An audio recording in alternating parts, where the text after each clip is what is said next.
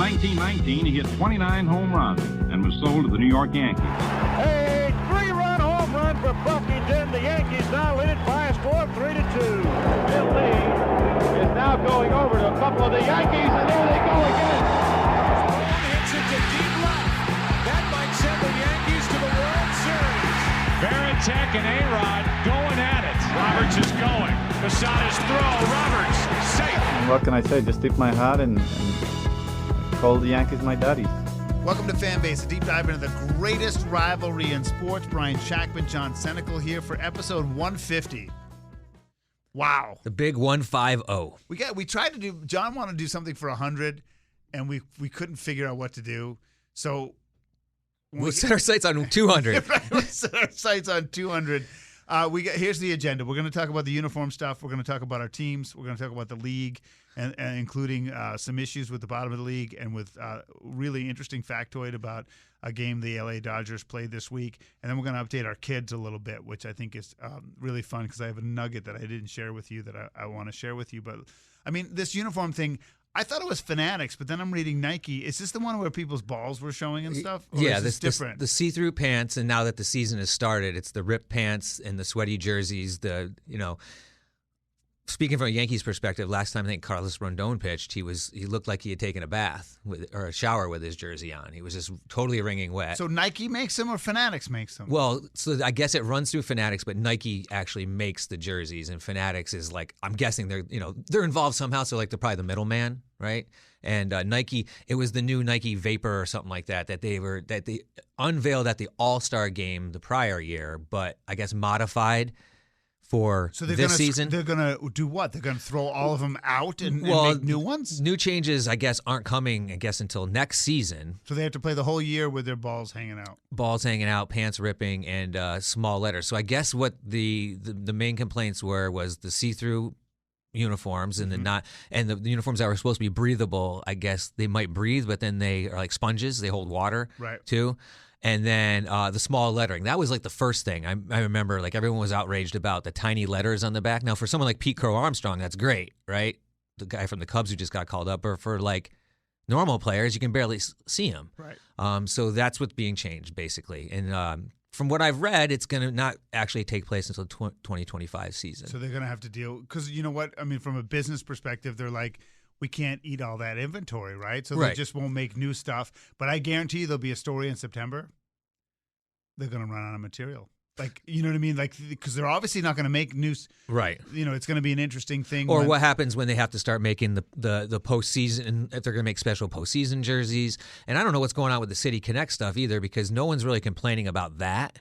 Maybe those are a different breed or something. I don't know, because they are full uniforms, the City Connects. What do the Yankees do for City Connect? Because they haven't done it yet. Right, because they're bound in tradition. Yeah. And you see the Mets ones? Oh, my God. You complain about the helmet. It looked like it was like a giveaway helmet or something. It was like a Mets helmet where they put like a facade cityscape across the top. It looked like a Burger King crown. Really? It just did not. Well, it's funny because you make fun of the Red Sox one. I love the Red Sox City Connect. I think it's just because it's a yellow. I think that's what it is. It's just so far from. Now I mean, there's some connection to yellow or to the marathon, right? Yeah. But for me, from the outside, I guess that's why it's a City Connect. I have no tie to the city. It's crazy that the Yankees can totally play by their own rules. Like, Verdugo with no facial hair. Like people abide by it without even questioning it. Yeah. Do you think? My sense is that they might not ever do a City Connect shirt. My boys and I were talking about that because I mean they like the drip nowadays, and this is what this is all about, right? What's the drip? The drip, how you look. It's not how you play; it's how you look. Is that the same as your Riz? Oh, I don't know. Because there's Riz. There's Riz and drip? I didn't know there was Riz. The only Riz I know is Anthony Rizzo. I think Riz is like charisma. All right, yeah. And drip is like how you look? Yeah. Okay. So, the City Connect is the drip, and that's what they're looking at. The next one, then they critique them. Some are good, some are bad. Actually, my oldest son has a City Connect Kansas City Bobby Witt jersey that he asked for Christmas, and I got for him, and it's a really sharp jersey, but some of them look stupid, I think. I think some of them look really dumb. Like Miami's are dumb. Philly was mixed reaction. They were just recently. I think Pittsburgh's are cool. I really like the Red Sox, so I understand the criticism, but I have one. I only own two quote unquote jerseys. My wife got me the City Connect because I don't wear. I'm not a jersey guy. Right. And then I have a Hartford Whalers hooded sweatshirt, which looks like a jersey. Yeah. Well, I mean, there's certain times for like. I'm not a jersey guy either. I'm more like a T-shirt, but I'll wear the logo stuff. But very seldom. I own one jersey, a Derek Jeter jersey, and that was given to me, and I wear it every once in a while. Let's quickly whip through. Listen, Yankees. Obviously, that it's a tough series with the Orioles. It's so early to pass judgment on anything. Aaron Judge is hitting a little bit more. I mean, coming to life a little bit. How do you feel about your team right now? It's interesting that they score 30 runs in 2 days against the Brewers. Who, I mean, listen, the Brewers started out great, but they're gonna trail off real fast here, and they're starting to already. And then obviously going into this big division matchup with the Orioles, and they really kind of, out the gates, but. I feel okay. It's nice to see Judge coming around a little bit. I'm still worried about Glaber and the bullpen. I'm still worried about that bullpen, man. The starting pitching is not the problem for the Yankees. It really isn't. Volpe fielding a little bit still. That's all old hat. Okay, but that's what their issue is, right? And they got to fix it because that's going to come back and bite you. So I have my Jacob Shackman Red Sox decent positive thought of the week. Is Blaze Jordan in Double A? I don't know if people got a chance to see him when he was in Hartford, but the guy he won Eastern League Player of the Week. He's had a lot of challenges with mental health. Yeah, we talked about him. Yeah, and he batted over 400 last week and 8 RBI and 2 home runs during the week. Won Eastern League Player of the Week, and the reason I bring it up is that he's got a ton of talent, obviously, and baseball to me. Maybe, school wrestling is the other sport that still, and this is why you should be so proud of your boys, no amount of cell phones or parental, like babying kids is going to replace the fact that you have to fail in order to succeed. Like, it's so rare in baseball to have, Ken Griffey Jr. Like, I mean, there are so few instances of people who just almost never failed in the game of baseball. Yeah. And so, like, to see him get, such buzz about his name and getting drafted, and then him clearly, like, I think whether it's the pandemic or whatever, struggling in life, and then to see him really just come alive as a potential, like, major leaguer is just really cool. So I just wanted to bring some attention to that, not just because he hit 444 for the week, because it's just 1 week of baseball, but the he's figuring it out in real time. Yeah. And baseball is like the only sport that kind of happens. And he's young, too, which is good because he was drafted out of high school, I believe. Correct. And like you said, a ton of hype. He was probably the next closest thing. I'm not going to say totally Bryce Harper, but the hype-wise, because he had the name. He was doing the home run hitting contests and all that stuff. And with a name like Blaze, of course you're gonna have people paying attention. It garners attention, right? And like we had talked about, sometime last year. It's been a while since we had mentioned him about his mental health issues and his struggles. I tried to get him on the podcast. I couldn't do it. And it's good to hear. And like they say, if you can hit at Double A, the chances are that you can play in the major leagues if you can excel in Double A. So good for Blaze. It's good to see. I mean, he's only batting 265 for the season, but he's obviously something's going on. He got all his home runs for the season in 1 week. So that's my positive. Anything on the Yanks besides repeating what bothered you last week? No. I like the fact that Judge looks like he's getting a little bit better. That's encouraging. Get it above 200 and keep going from there. Because as long as Judge is a force in the lineup, then Soto's going to see pitches. Right, and it makes everyone's life easier. Better. And I don't watch them. I just look at box scores. So, like, how is he looking the field? He's fine. Yeah, he looks totally fine in the field. And that's why I never really put much stock in the toe thing, because he was moving fine. They'd be trying to hide him if the toe was bothering him. He'd be DH. And he's got a great oven mitt, too. So he slides like that all the time, he says. And really? Of course, he does slide like that. But, I mean, here's an interesting point. Is there going to be some regulation on these oven mitts? I think it's so stupid. I mean, for one, it's dumb. And now it's becoming a fashion accessory, basically. It's just so stupid. They do it so they can slide head first and not get hurt? And not get stepped on and their hand jammed and stuff. But come on. I think it's so dumb. At some point, your hand is like 5.5 inches longer than it really is. Right. And so you can be safe much easier. I think it's total crap. Because as long as that's touching the base, you're on, and then your bottom part of your hand or whatever is left underneath can grab it. It's going to end up being like a sword. Wong! Like, what's his name from Terminator 3, the Liquid Man? Yeah. I think it's so true. I would ban him. I think it's just dumb. He's John Senecal. I'm Brian Shackman. This is Fanbase, a deep dive into the greatest rivalry in sports. You brought up this factoid as we got a couple points on the larger league about a game that the Dodgers played on Monday night. Against the Diamondbacks. Yeah, so I would have never. Did you read about it, or like how did you find out about I just heard about it in a byline. But the crazy thing about a stat like this in baseball is when you hear a stat like a team went a whole game without striking out, and you know how many at-bats are involved or could be involved. Most players get minimum 4 at-bats a game. So it's like 36. So the Dodgers on Monday night sent 42 players to the plate, and not one player struck out. And that's the first time it's been done by the Dodgers in 18 years. Which when you think about it, you're like, well, that makes sense, but maybe it should have actually been longer because that is such a crazy feat. Not a single person struck out in the lineup. The entire game. I would say I don't know when the last time that happened in the majors or whatever, but clearly like the last 10 years, strikeouts are much more acceptable than they used to be, and so it's even harder to get this in the contemporary game. But back in the 80s and 90s, people tried not to strike out because it wasn't like home run or strikeout culture. Right. So I think it's even a bigger thing, and they won. They doubled up the D-backs. They beat them 8-4. And it's kind of crazy because they have some guys like Muncy who strikes out all the time. Mm-hmm. Yeah, I couldn't believe it. And I never even thought of a stat like this. But when I looked, so I said to myself, all right, when was the last time the Yankees did it? When was the last time the Red Sox did it? Did you find that out? Do you know Yeah, so as far as I can tell from my research, the last time the Yankees did it was August 23rd, 2014. And it was against the Chicago White Sox. So it's almost 10 years ago. And the last time the Red Sox did it was April 23rd, 2010 versus the Baltimore Orioles. So that's 14 years ago. Yeah. So, and the Dodgers, the last time they did it was 18 years. It hadn't been done in 27 years at Chase Field in Arizona. So I'm guessing it's probably something like a 10 to 20 year span where this actually happens. How did you research that, by the way? Well, the Google helps a lot, but then you kind of got to deep dive it, and then you go in and it's one thing to like find out when it is, and you look at the players involved, and that's the cool part. How long did it take? Because you can't just Google you would have to find a news story about it, but that's not a guarantee because they might not have written about it when it happened before. Right. That's why I said as far as I can tell. Yeah. All right. But based on the numbers, it makes sense. But so on this lineup on these teams, right? The Yankees in 2014 had Jacoby Ellsbury batting leadoff. Yep.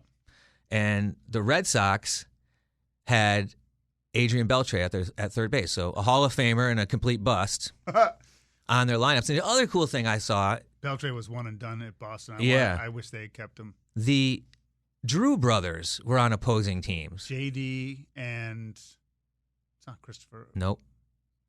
JD Drew, and because we had him, he was on the. He was on the Red Sox and the Yankees. Yeah. Steven Drew. So Steven Drew was playing shortstop for the Yankees, and JD Drew was in right field for the Red Sox. The Drew brothers are playing against each other the last time both teams went without a strikeout. That's phenomenal. I wish there was a way to get a cross section of like if we had Stats Inc. or like at ESPN back in the day, you get some, $20,000 a year guy to go find out that answer. Oh, I know. I'd love to know what that number is for every team. Yeah. The last time they win a game without anybody striking out. It's a stat you never hear, though. So that tells me, like, for people that follow baseball, that tells me that it doesn't happen often. No. Because you just don't. That's why I was like, what? Nobody struck out? You've got to be kidding me. Nobody struck out. That's cool. Listen, it's John Senecal, Brian Shackman here on Fanbase, a deep dive into the greatest rivalry in sports. We wanted to update you. I actually got a lot of positive feedback. People liked hearing about your son. Oh, really? Good. Yeah. And so he made his decision on college. Yeah. So, for 99% of the colleges across the country, even with the FAFSA delays with the student aid, May 1st is the deadline for most of them. Some did extend, but most are still May 1st. So all of ours, we had 3 that it came down to for our son and they were all May 1st. So can we name them? Yeah. So it was Fairfield, St. Lawrence, and Loyola in Maryland. Okay. And we toured a bunch of schools. I mean, my wife had been on one. I've been on them. We've been on them together. I mean, the process it's a process, right? But ultimately, it came down to St. Lawrence and Fairfield for us. And small private college in New York State, and Fairfield, obviously in Fairfield, Connecticut. Now, not much different in size. Fairfield a little bit bigger. Yep. Full Division I athletics, where St. Lawrence is only hockey Division I. Baseball at both. There was a chance he had a rapport with the coach. There's a chance to walk on and try out. I bet for he the would baseball. make St. Lawrence. Well, bet I he don't would. know. They took one person last year, 2 people the year before, none the year before that. So there's no guarantees, right? So that was a big factor. He definitely wants to play baseball, but it came down. I mean, there was a lot of talking, a lot of talk about, trust the process. It might not sound like the right thing now, but we have a half a century of knowledge under our belt. We don't know it all, but Oh, so you influenced the decision. not as much as. Yes, there was influence because you're a parent. You don't want to see your kid make a decision where How do you know what's right for him and the other one isn't? Like you that's don't. why I You don't want really to be don't. involved in the decision. You have to go. A lot of it is you go on your gut too, right? What feels right for you and how long you've been around. So can I and- say where he's going? Yeah. Yes. So he's going to Fairfield. Why, in your gut, is Fairfield better than St. Lawrence? Well, I mean, the crazy story is, for me personally, it came down to basically almost like a higher kind of calling being. And I am not a religious person at all. Catholic school? No, I'm not a religious person at all. But I do believe in fate, extra powers, sixth sense kind of stuff, divine intervention. What told you that? So I've had like 3 times in my life where I've had that. Once when we got married, my wife and I walked out of the church, and it was a perfectly clear day, and we got a spritz of rain. And my grandfather had died right before that. I was super close to him, and I was like, that had to be him, just being there on our day. The next time when my father passed away unexpectedly, and the minute I was going to spread his ashes out on a lake, and I walked into the house to do it, and I was by myself, and I pushed the radio on, and the first song that came on was I Wish Grandpa's Never Died by Riley Green. And there was no intro to the song, no nothing. Right. It was It's literally just that right song there. started. And I was like, Jesus, it's just crazy. Jesus. It's Jesus. Right? So now we're touring Fairfield University, and it's kind of a joke. Like, I don't really go to church. I don't go to church. I do the Christmas church. I do I got every you. once in a while. I'm just not that person. My wife goes. My kids all went through the programs and did their thing. We go on the tours, and I've never went to any of the churches at these schools. All right. And I walked into Fairfield, into their church, and there was a sermon or whatever you call it, the mass going on. That's what we're talking about here, right? And the first thing I hear is the priest go, "Forever and ever." Now, people might not understand that, but that's my running joke when I go to church with the kids. I want to bet with them how many times the pastor is going to sing no, forever and ever. And like that has been our running joke with my kids for however long we've been going to church. And I looked at my wife right when I heard that, and I just looked at her, and I'm like, that's a sign. Like, that's a sign. And so that convinced you Well, I told in your that heart. it convinced me in my heart that was like the right choice for him. A bunch of other stuff, I too. got it. So I shared that story with my son last night, and, he can understand it more than a lot of people because he experienced one part of it with me, with the passing of my father, his grandfather. So he can understand, like, the behind it. And he's also an 18-year-old kid, but I think that weighed a lot on him. We had family members and family friends, kids that went to both universities call and talk to him. And my wife talked to him. I talked to him. There was no like, you got to do this, you got to do that. It was basically his decision to make, knowing that we really would like for him to go to Fairfield. So my situation with my daughter, she's deciding between 2 schools, and she pushed us to give our opinion, saying it won't influence me. And I gave too many answers. I wouldn't give her that answer, but I gave her so many answers to so many questions that she thinks I favor one school. And I can't say I don't favor any school because she's already in her head doing that. And I worry about her making a decision with that influence, because if it's not something that makes her happy, then I don't want to be on the hook for it. And I want her to honestly have agency, because I feel like my daughter has 2 alpha parents who make a lot of calls without even thinking about it. And I want her to make a decision. But my question is, are you worried? What if he goes and he isn't happy? Well, that's a huge risk you take, but I think you take that with any sort of new thing, especially something this big where you're literally changing your life. Like I explained. But that's what they look at, is that big a decision, right? Yeah. Like, this is my life at stake. So here. he has a friend that's a junior there, that Likes it. that loves it, that he has a good rapport with, that he knows that he hung out with before he left, that played baseball. He's on the club baseball team. My wife's friend, who she was a roommate in college with, who he knows her son, he just committed there. He's from Rocky Hill, which is also a town in Connecticut. So he'll know people, right?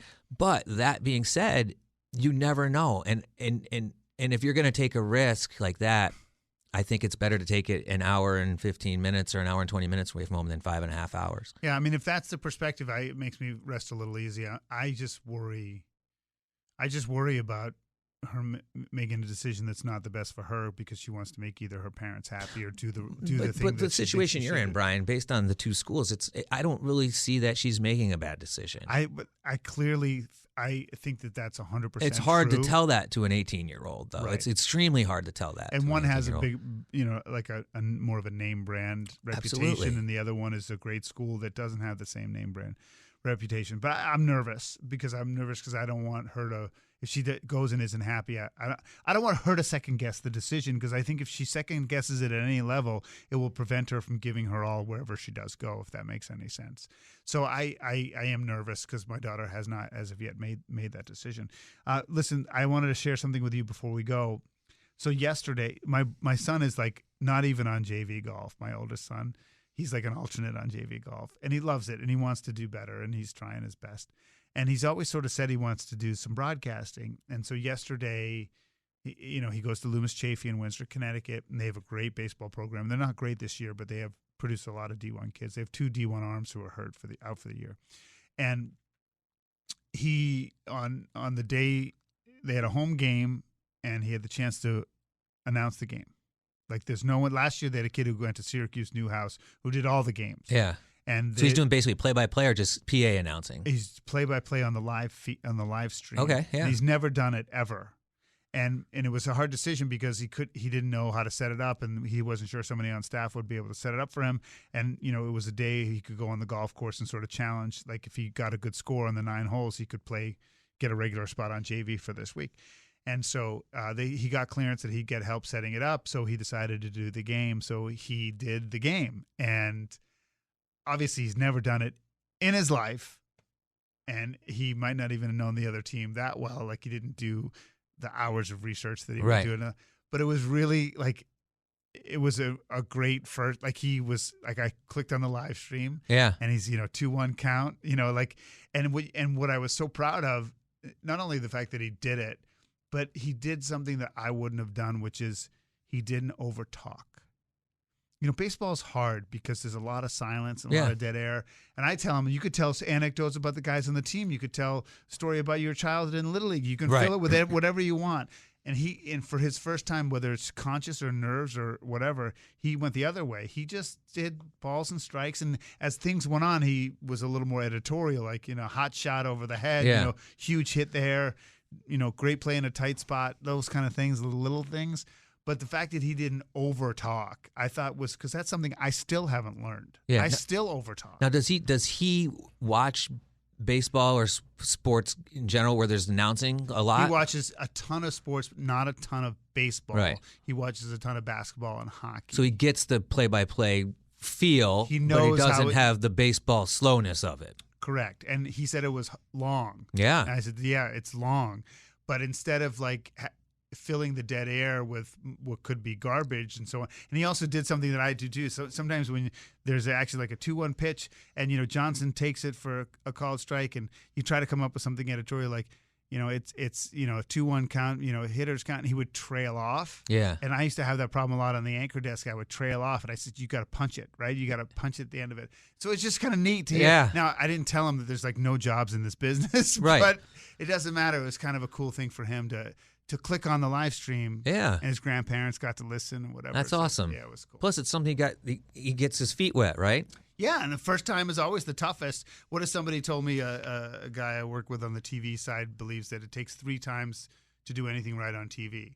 The first time, you have no idea what you're doing. Second time, you tighten it up. And the third time, it's the way it's supposed to be. Well, it's funny you say that because when you were telling me the story, I was fully expecting you to say when you're like, oh, is this going to be set up and everything? I was totally expecting it was just going to crash and burn before it even started. Right. Right. The AV wouldn't have been right. The cable wasn't going to be there. Like, that is what I did. That's how it was for me when I did. Oh, yeah. When I did What was the guy, Jack whatever, the guy who was the football coach at New Britain High for a long time? Oh, Jack Cochran. Jack Cochran. Yeah. The most successful coach in the state, but also Controversial. and not the nicest guy. Yeah. And I wanted to make a big splash in my first live on air thing on Friday Night Football, and I got him to commit to a live interview right before the game. Yeah. During the commercial, He bailed. he bailed on me, and I said, you gotta do this and the thing is, and so then he said fine, and he answered 2 questions with 1 word, and he walked away Walked from away. me. And I had never sigged out, and I had 90 seconds to And you fill. had to just, and you were pissed. it was a disaster. So Boom goes the dynamite. I am pretty familiar, and I had a leather jacket on. Oh, man. So if that clip is anywhere, You've come a long way from that and Susie Whaley winning the Susie, Connecticut did you- PGA. did That was you and me. You shot Susie Yeah. Whaley with me? We ran all over the state to get that because she qualified for a PGA event. That's where we first Those bonded. were the days. You've been listening to Fan Base, a deep dive into the greatest rivalry in sports.